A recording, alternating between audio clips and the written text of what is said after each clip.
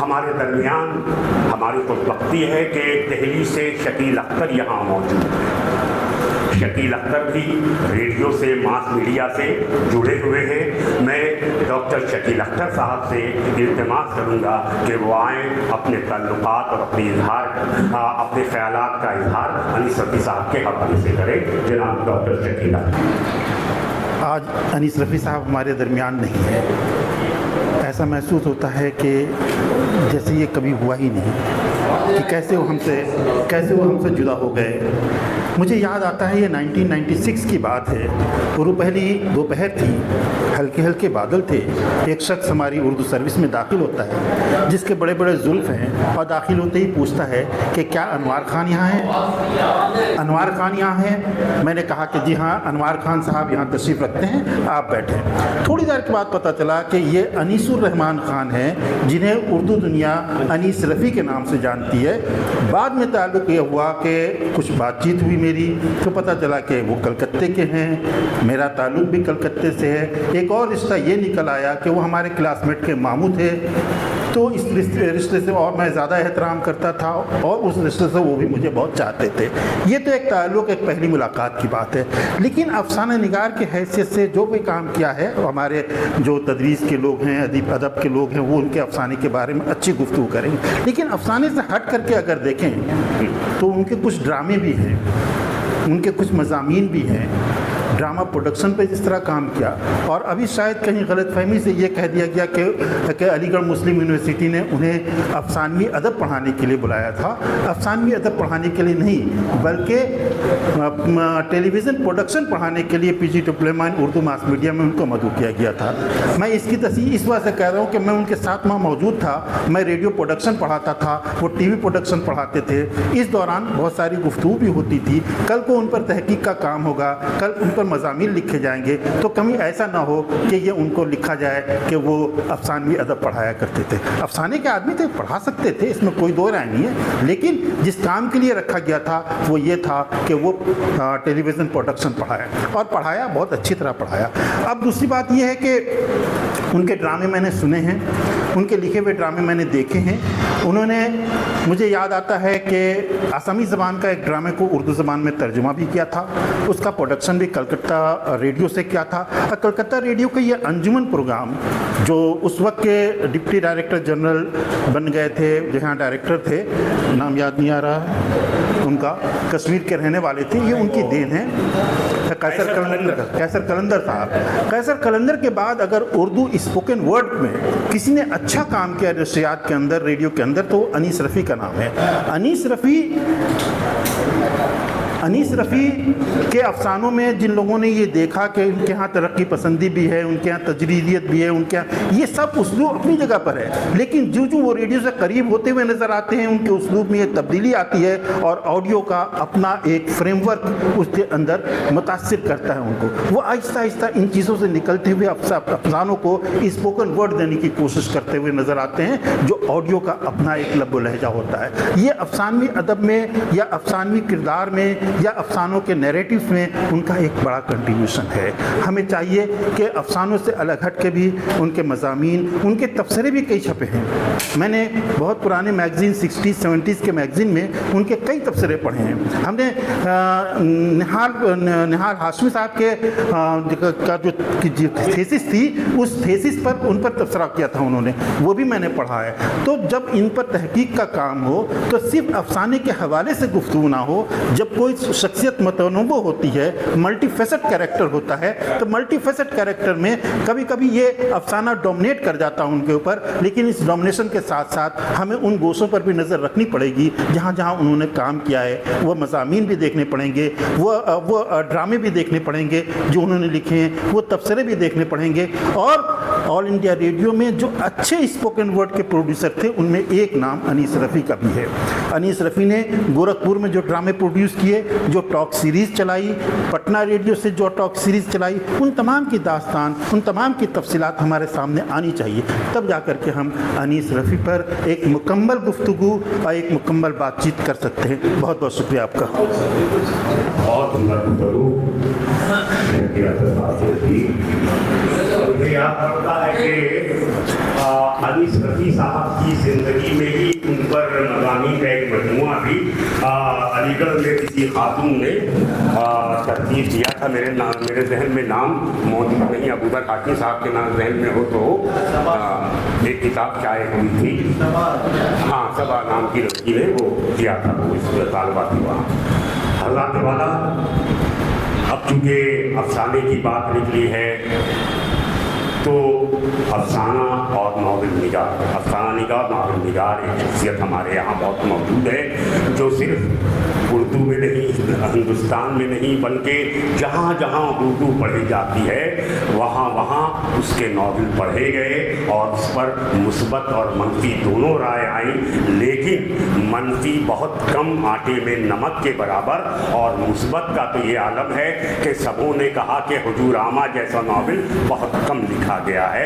मैं हुजूरामा के मुसन्निफ जनाब शब्बीर अहमद साहब से गुजारिश करूँगा कि वो आएँ और अपने हम अफसाना निगार के हवाले से अपने ख्यालात का इज़हार करें।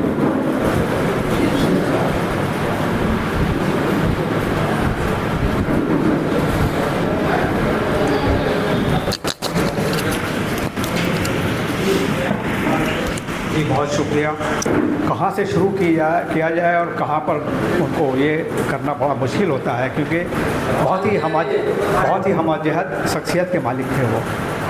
और ये था कि अफसाना निगार तो उनका सिर्फ एक ही जहद कहते हैं, बहुत बड़ा जहद था वो, बहुत बड़ी जहद थी, लेकिन उसके अलावा भी ज़रा कहा कि उन्होंने बहुत सारी चीज़ें लिखी हैं और मज़ामीन का मजमूआ तो शायद छपा भी है अलीगढ़ से, वो सगीर अफराहिम ने किसी से छपाया है वहाँ पे। और असल में किस जहद पर बात की जाए, कई प्रॉब्लम ही आ जाता है। बहरहाल चूँकि फ़िक्शन का मामला है तो फ़िक्शन से अगर यही कह सकते हैं हम लोग कि अक्सर बेशतर मुझसे लोग, हमारे जो जूनियर्स हैं वो पूछते हैं, नई नस्ल पूछती है कि भाई अफसाना कैसे लिखें। बहुत सारे लोग पूछते हैं बच्चे को अफसाना कैसे लिखें। तो मैं सिर्फ इस पर पूछता हूँ ये कि भाई मेरे, आपको बंगला आता है? अगर बंगला आता है तो आप रविंद्रनाथ टैगोर की कहानियाँ पढ़िए, और अगर बंगला नहीं आता है तो अनीस रफ़ी को पढ़िए। अनीस रफ़ी को पढ़ के, मैं अगर सच कहूँ तो अनीस रफ़ी को पढ़ के ही मैंने अफसाना लिखना सीखा। आप एक अफसाने को उठाइए और सिर्फ 2 लाइन पढ़िए, 2 लाइन में आपको कुछ ऐसे जुमले मिलेंगे जो सिर्फ 2 या 3 अल्फाज पर ही वो जुमला ख़त्म हो जा रहा है, लेकिन उस 2 या 3 अल्फाज पर मुश्तमिल जो जुमला है उसमें जिस तरह से कहते हैं ना कि दरिया को कूज़ा में बंद कर दिया, जितने कम से कम अल्फाज में अपने जज्बात को, अपने महसूसात को बयान करने का अगर हुनर किसी को आता था अफसाना और फिक्शन में, पूरे हिंदुस्तान गिर के सतह पर मैं कह सकता हूँ दावे के साथ वो अनीस रफ़ी थे। असल निगाह तो इंसान पर बहुत बड़े बड़े पैदा हुए, बहुत मामला थे, लेकिन वो बड़ा कैसे बना, क्या हुआ नहीं हुआ, वो अलग बात है।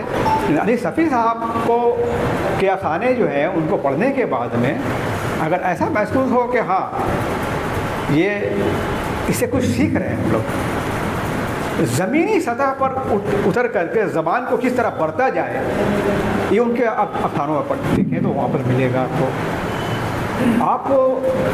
मैं मिसाल दे रहा हूँ आप पे कि मैंने तो उनके अफसाने बहुत सारे पढ़ने के बाद में मैंने बहुत सारी बातें भी की, और मैं उनसे बहुत ज़्यादा मुतासिर इसलिए भी था कि उनसे बहुत सारा मैंने हमसे कनेक्शन इस मामला में भी था कि जैसे कि उन्होंने पहला अफसाना लिखना शुरू किया 1963 में, पहले लिखा था, तो वैसे ही लिखा था बताया करते थे कि मौलाना आज़ाद में वो थे तो वहाँ पर एक ग्रुप था फिरोज आबिद साहब लोगों का, वहाँ पर ये भी गए और मालूम हुआ अफसाना लिखते हैं, तो इनको भी शौक़ हुआ, किसी ने ऐसा चैलेंज भी कर दिया होगा, तो रातों रात बैठे और अफसाना लिख करके कोई पायल का नाम करे मैगज़ीन में उन्होंने भेज दिया, अफसाना छप भी गया।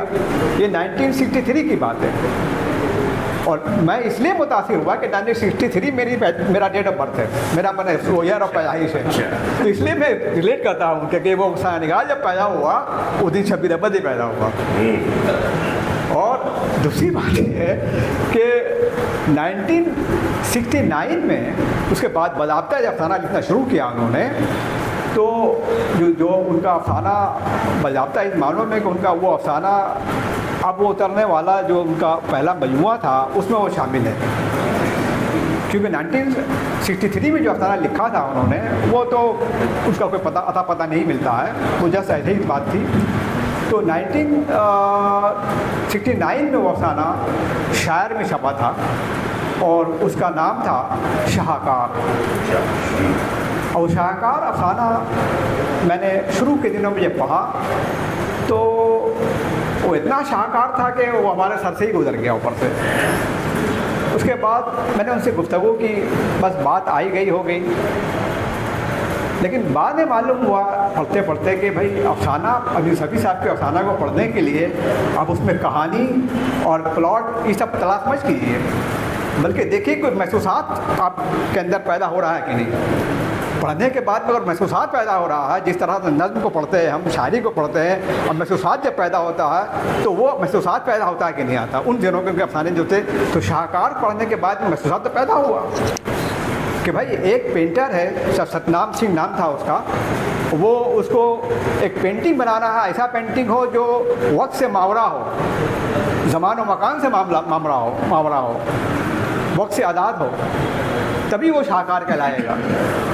اور اس کے بنانے کے چکر میں وہ آدمی کیا مصیبت نے اٹھایا، اور وہ سردی کی رات میں اور کیا جب لوگ جو ہے وہ اپنے کمبل اور رضائی میں گھسے پڑے تھے، وہ بیچارہ گھوم کر رہا تھا شاہکار بنانے کے لیے۔ تو وہ پینٹنگ کا معاملہ تھا، کس طرح سے پینٹنگ، وہ کینوس تھا، سفید کینوس تھا، اس میں رنگ کس طرح بھرا جائے۔ میرے ذہن میں وہ افسانہ بہت دن تک ہانٹ کرتا رہا۔ ہمارے درمیان ایک ایسی شخصیت موجود ہے جو شعر و ادب سے ان کا بڑا گہرا انسلاک ہے، اور اس کے وجود میں داخل ہو کر کے وہ گوہر آبدار نکالنے کے فن پر دسترس رکھتے ہیں۔ میری مراد اس عہد کے معتبر ناقد جناب ڈاکٹر خواجہ نسیم اختر صاحب سے کہ وہ آئیں اور اپنے خیالات کا اظہار کریں۔ جناب ڈاکٹر خواجہ نسیم اختر۔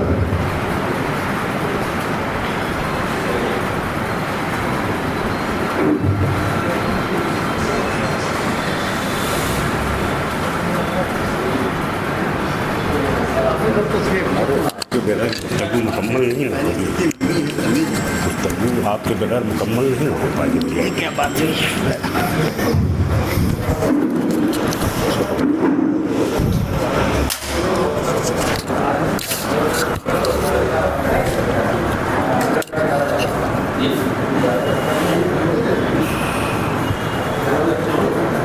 اسٹیج پر بیٹھے اکابرین، آواز جائے، اگر آواز نہیں جائے گی تو بولیے گا، کیونکہ ہم لوگ کو سننے میں تکلیف ہو رہی تھی۔ اور خواتین و حضرات، ابھی بہت عمدہ گفتگو ابھی انیس صفی صاحب کی شخصیت اور ان کے تخلیقی جو ان کی شخصیت ہے، پرسونا جسے کہتے ہیں، اس کے حوالے سے بھی بات ہوئی ہے۔ میں دراصل ان کی تخلیقی شخصیت کے حوالے سے یہاں بات کرنا نہیں چاہوں گا، کیونکہ یہ موقع ہے تعزیتی جلسے کا، تو میں ان کی شخصیت کے چند روشن گوشوں کی طرف آپ کی توجہ مبذول کرانا چاہوں گا۔ آواز نہیں جا رہی؟ سوری بہت کانشیس ہو کر بولنا پڑے گا لگتا ہے۔ دراصل ایسا ہے کہ میں جب 1978 میں، تھوڑا سا اختصار ہے لیکن تھوڑی سی سوالات ہوگی ذرا سا، کیونکہ بات پوری نہیں ہوگی کہ میں ان کے فرد کے بارے میں بات نہیں کروں گا، میں ان کی شخصیت کے بارے میں بات کروں گا، کتنے بڑے انسان تھے وہ۔ 1978 کی بات ہے، ہم لوگ ایم اے میں طالب علم تھے اس وقت۔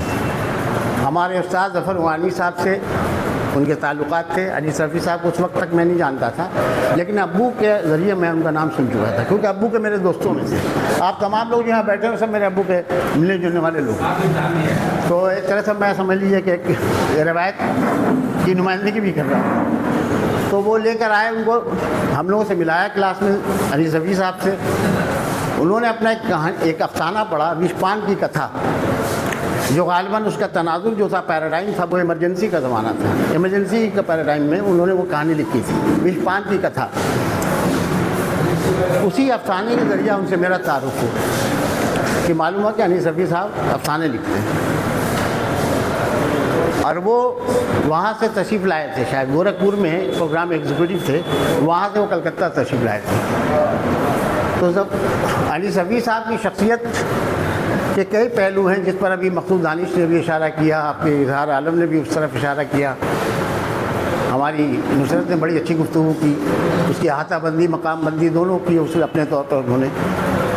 انیس رفیع صاحب کے سلسلے میں دو باتیں کہنا چاہتا ہوں. میری ان سے بہت انٹلیکچوئل پارلیج جسے کہتے ہیں, دانشورانہ گفتگو مجھے میری ان سے زیادہ ہوتی تھی, کیونکہ بیسیکلی وہ بنگال میں ایک دانشور تھے. صاحب بصیرت تو بہت کم لوگ ہیں ہمارے نا, صاحبان بصیرت, وہ صاحب بصیرت تھے. انہیں بہت سی باتوں کا علم ہوتا تھا, صرف یہ نہیں کہ پولیٹیکل سائنس کے ہونے کی وجہ سے ان کا پولیٹیکل اورینٹیشن تو تھا, آئیڈیولوجیکل اورینٹیشن, وہ لیفٹسٹ تھے, لہٰذا اس موضوع پر اکثر باتیں ہوا کرتی تھی. ایک موقع پر مجھ سے ایک بحث ہو گئی, میں وہ اس کی طرف لے جانا چاہتا ہوں. وہ بہت کم لوگوں کو اس بات کا علم ہے, یہاں وہ اس نے کتاب بھی لکھی ہے نصرت نے اس موضوع پر. اشتراکیت اور ترقی پسندی میں جو باریک سا فرق ہے, سٹل جو ڈفرینسز ہے, اس پر میری ان سے علمی بحث ہو گئی, کیونکہ ترقی پسندی اور اشتراکیت میں بہت فرق ہے. اشتراکیت جو ہے ایک آئیڈیولوجیکل کمٹمنٹ کا نام ہے, اور ترقی پسند تو ہر شخص ہے, اس کے لیے اس نظریاتی وابستگی جو ہے آئیڈیولوجیکل کمٹمنٹ کی ضرورت نہیں ہے, وہ ہر شخص کی پسند ہے. اگر وہ فکری طور پر اس کے ڈائنمکس ہیں, اس کی انٹلیکچوئل جو ٹیکسچر ہے اس کا اگر درست ہے اپنی جگہ پر, تو اس کی اپنی بھی وہ ترقی پسند ہوتا ہی ہے. ہر نئے خیالات کا, انوویٹیو آئیڈیاز کا خیر مقدم کرنا ہی ترقی پسندی ہے. اس کا جو ڈیفینیشن ہے وسیع معنوں میں آپ اس کو اس طرح سے لے سکتے ہیں. تو بعد میں انہوں نے اس کا اعتراف کیا. ایک سیمینار میں ہم تھے, ابو ذر ہاشمی بھی تھے, وہ جدید مغرب بنگال میں نہیں مغربی ہندوستان میں عصری حیثیت پر ایک سیمینار تھا ہمارے خودی پوری. تو وہاں میں نے اپنی گفتگو میں, اس وقت میں طالب علم خود تھا, ہم لوگ نوجوان تھے, شروعات تھی, ابتدا تھی زندگی کی لکھنے پڑھنے کی, تو تھوڑا سا وہ انتھوسیزم زیادہ تھا. تو میں نے کسی کا قول نقل کیا تھا کہ اسٹالین کا جب زوال ہوا تو پتہ یہ چلا کہ اس نے, اسٹالین کا جب زوال ہوا تو پتہ چلا کہ اس نے کمیونزم کے آڑ میں بدترین قسم کی شاہی کی. اب یہ بات انہیں تھوڑی سی لگ گئی, کیونکہ وہ اس وقت اور بھی وہ ینگ تھے, اور نیکسلائٹ موومنٹ بھی چل رہا تھا اس زمانے میں, اور تھوڑا وہ ان کا رجحان بھی تھا. میں تھوڑی اس میں شدت تھی ان کی آئیڈیالوجی میں, جو بعد میں آہستہ آہستہ وہ پھر نرم پڑ گئی. بہت جو لوگ جانتے ہیں ان کو قریب سے جانتے ہیں کہ ایک زمانے میں نیکسلائٹ موومنٹ بھی ان کا ایک طرح سے انوالومنٹ رہا ہے. جو لوگ اریسٹ ہوئے تھے بڑے بڑے لوگ, اس میں ان کے ساتھ تعلقات تھے. ہاں وہ کام بھی کیا, کئی فلموں میں کام کیا, این رشید کے ساتھ کام کیا, گوتم گھوش کے فلموں میں کام کیا, لیبر یونین کا لیڈر بنے وہ. تو جب میں ان کی وہ, میں یہ بات اس سے کہہ رہا ہوں کہ وہ جوہر شناس تھے.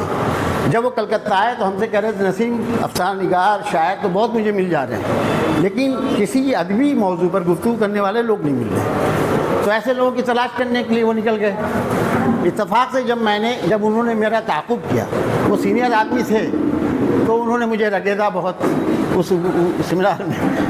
تو بعد میں نے بھی اپنی صفائی پیش کی اس کی, کہ آپ بعد میں آپ کو احساس ہوگا کہ واقعی اسٹالین نے بہت ظلم کیے کمیونزم کے آڑ میں. بعد میں اس کی بات کو انہوں نے خود ایکسیپٹ کیا, کیونکہ بہت سی کتابیں اور لٹریچر آ گئی بعد میں.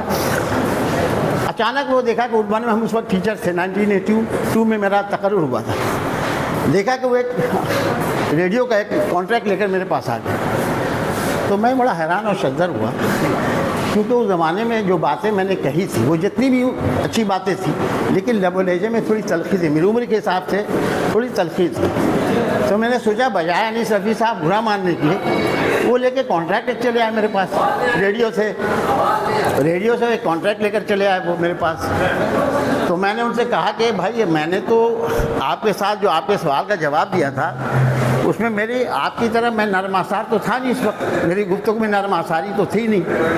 تو کہا کہ مجھے تمہاری باتیں پسند آئی, اور جس ہمت کے ساتھ تم نے اتنے لوگوں کے درمیان, سالک صاحب تھے, ظفر غانوی صاحب تھے, تمام اساتذہ سینئر تھے کلکتے کے, تو آپ اس عمر میں جس ہمت کے ساتھ, کریج کے ساتھ آپ نے گفتگو کی, یہ بات مجھے پسند آئی, یا مجھے ریڈیو میں ایسے لوگوں کی سخت ضرورت ہے. تو مجھے یاد پڑتا کہ 100 سے زیادہ پروگرام میں وہاں ان کے زیر اہتمام جب وہ ریڈیو میں تھے میں کر چکا ہوں۔ ایک اور بات میں کہہ کے یہاں پہ گفتگو ختم کرنا چاہوں گا، ان کی شخصیت کا ایک اور بہت بڑا پہلو جو میں نے اخلاقیات کیا ہے اس کا میں نے ذکر بھی 50 جگہ کیا۔ ایک بار کیا ہوا کہ وہ خواجہ محمد یوسف صاحب اس وقت لائر تھے، سینئر لائر تھے، جج نہیں ہوئے تھے، اور ایک چاندنی کے وکیل تھے۔ ان کے ساتھ مجھے ایک گفتگو میں شامل کر دیا شرکا کے طور پر۔ وہ موضوع تھا بین الاقوامی حمایت اور حقوق انسانی، اس موضوع پر گفتگو تھی، بہت سخت گفتگو۔ ہم نے کہا بھائی ہمیں کہاں آپ نے ان لوگوں کے ساتھ شامل کر دیا اس موضوع میں؟ کہا کہ نہیں تم اس موضوع پر گفتگو کر سکتے۔ بہرحال تو ہم لوگ جب گئے وہاں تو میں پہلے چلا گیا، ایسے چلا گیا کہ سینئرس، یہ ادب کے خلاف ہے نا کہ سینئرس ہمارا انتظار کریں، ہمیں تو سینئر کا انتظار کرنا چاہیے، تو میں پہلے چلا گیا۔ جا کر ان کے روم میں بیٹھا ہوا تھا تو دیکھا انیس رفیع صاحب ایک شخص کو ڈانٹ پھٹکار رہے ہیں۔ اب میں حیران اور شجر ہوں کہ بھائی کس کو ڈانٹ رہی ہے اور کیوں ڈانٹ رہی ہے۔ بعد میں پتہ یہ چلا کہ جب وہ چائے، اچھا ان کی آدھی آمدنی تو چائے پلانے میں چلی جاتی تھی، جو بھی لوگ جاتے تھے وہاں پروگرام میں تو آدھی آمدنی تو بیچارے کی چائے پلانے میں چلی جاتی تھی، جیسا کہ اس نے بتایا بھی کئی بار ان کو کینٹین میں لے جانا پڑتا تھا سبوں کو۔ بہرحال یہ ان کا ظرف تھا، یہ ان کا بڑا پن تھا۔ بہرحال تو انہوں نے کیا کیا، میں نے ان سے پوچھا کہ آپ اس کو کیوں ڈانٹے تھے، اس شخص کو، وہ کون تھا؟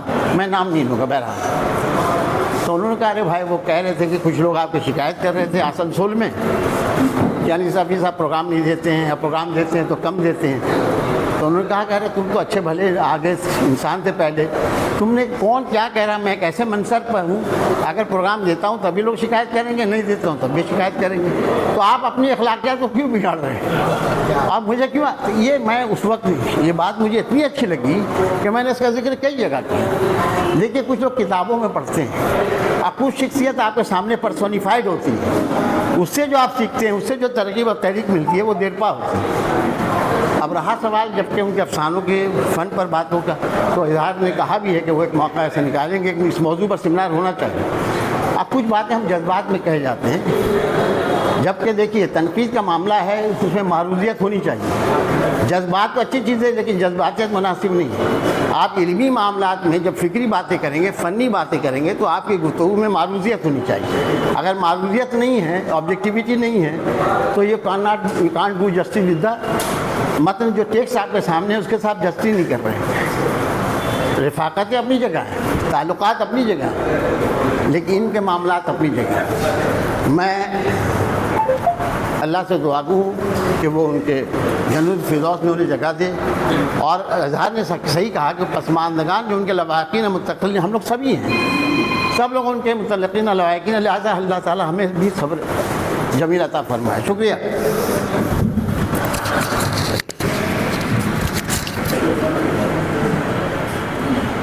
تو اب وہ جب شاہکار جب افسانہ تھا تو میرے ذہن میں بات آئی کہ مجھ کو ایسا دیکھتا ہوں، میں کوشش کرتا ہوں کہ کوئی ایسا افسانہ اگر لکھا جائے جو شاہکار جیسا ہی کچھ فنکاری اس میں معاملہ ہو۔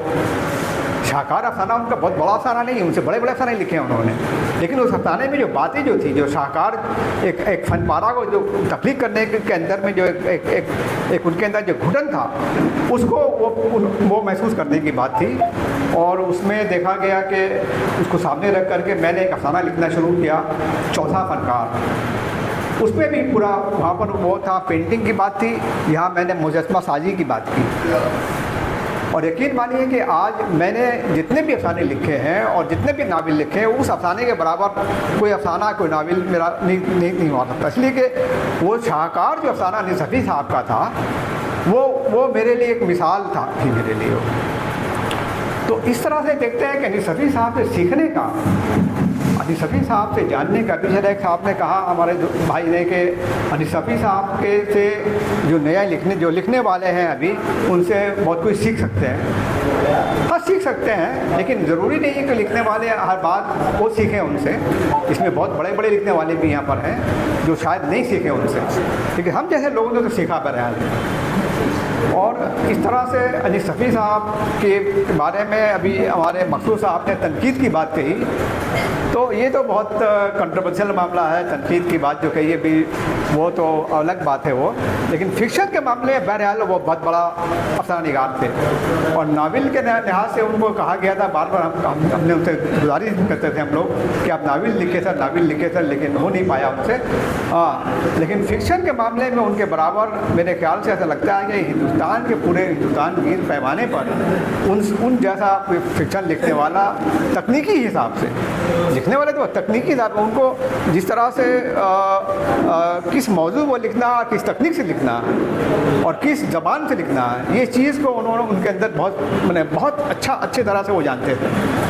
اب وہ ہمارے زمان درمیان نہیں رہے، اور ہمارے آنے والے جتنے بھی نئے لوگ ہیں ان سے سیکھنے کے لیے ہم لوگ بھی سیکھنے کے لیے کوشش کریں گے۔ آصف انیس خان کے بیٹے بھی یہاں موجود ہیں، ناہید تمنا خان، سائقہ خان وغیرہ بھی یہاں موجود ہیں، ان کی بیٹیاں۔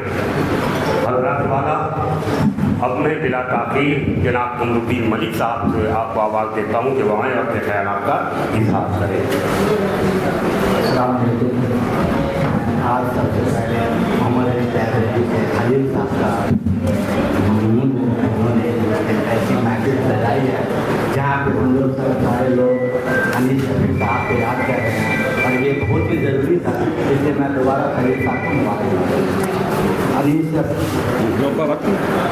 صفی صاحب سے میری ملاقات علقمہ چودھری انکل کے یہاں اکثر ہوا کرتی تھی، اس کے بعد بزم احباب میں ان سے ملاقات ہوا کرتی تھی۔ انیس صفی صاحب کے بارے میں جو لوگ کہہ رہے ہیں میں تو اتنا نہیں کہوں گا، لیکن وہ بہت بڑے انسان اور بہت اچھے انسان، مین انسان جب ہوتا ہے تو اس سے پھر نکلتا وہ سبھی اچھا نکلتا ہے۔ پہلے تو بڑا انسان، بڑا دل، وہ دونوں چیزیں، بڑے انسان اور بڑا دل، اور مطلب کسی کے بات کو وہ برا نہیں مانتے، اگر برا لگا تو سامنے ہی اس کو وہ ان کو کلیئر کر دیتے کہ بھائی یہ بات ایسی ہے۔